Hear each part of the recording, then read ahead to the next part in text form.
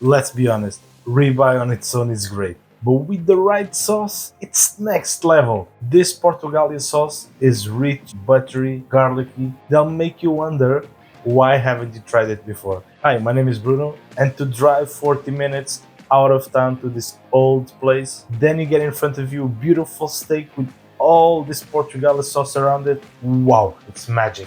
And today we're bringing that experience home, no drive required.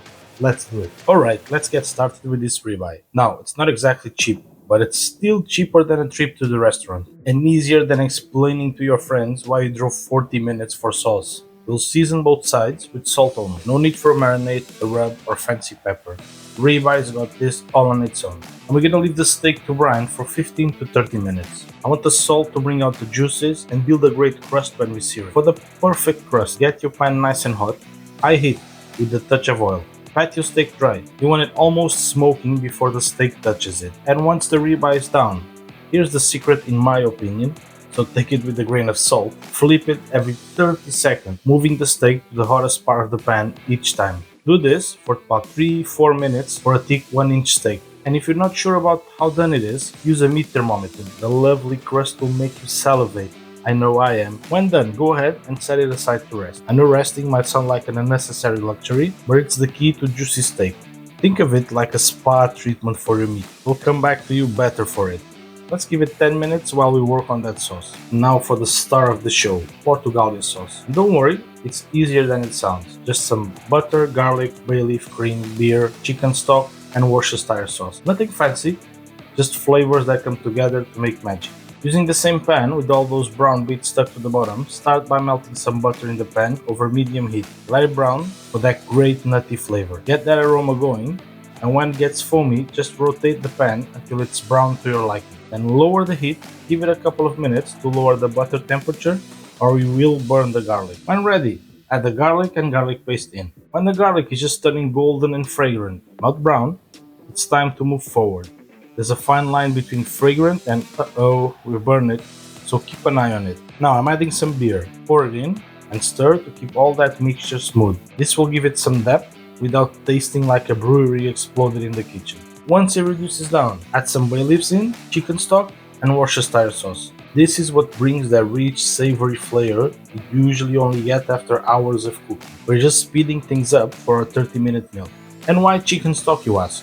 In my opinion, it makes the sauce lighter instead of using beef stock. Once it's reducing down, the smell should be filling your kitchen. Isn't that rich, savory aroma that's as good as hours of simmering? Let it reduce on medium-low heat for about 10 minutes. And to finish the sauce, I'll pop in some heavy cream, stirring it as it simmers. This brings everything together and the richness balances out that beer flavor. Taste for salt, and it should be perfect as we use the Worcestershire sauce to season and give flavor. See how it transforms? Silky smooth and absolutely restaurant level. Last step, take out the bay leaf. No one wants to be surprised by a random leaf mid-bite. Now the fun part, let's plate this beauty. Slice your steak and wow, looks perfect. Place your steak on the plate and spoon that creamy Portugalia sauce around it and just look at it.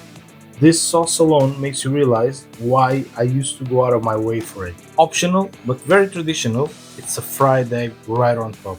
It's a little extra, but hey, why not go all out? Now, this plate is something you'd pay good money for at the restaurant, minus the trip and the tip. Let's see if all that work paid off. If it didn't, just blame the cook. But hey, I think I nailed it this time. First, we've got that juicy ribeye topped with our glossy Portugalia sauce and the fried egg on top. This is next level indulgence. Oh yeah, that's it. It's everything I remember and more. Rich, garlicky and creamy, with that perfect steak bite. The sauce coats each piece just right.